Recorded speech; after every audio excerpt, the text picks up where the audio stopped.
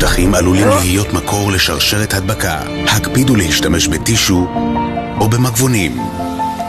והכי חשוב, לרחוץ ידיים. עוצרים את שרשרת ההדבקה. יחד ננצח את נגיף קורונה.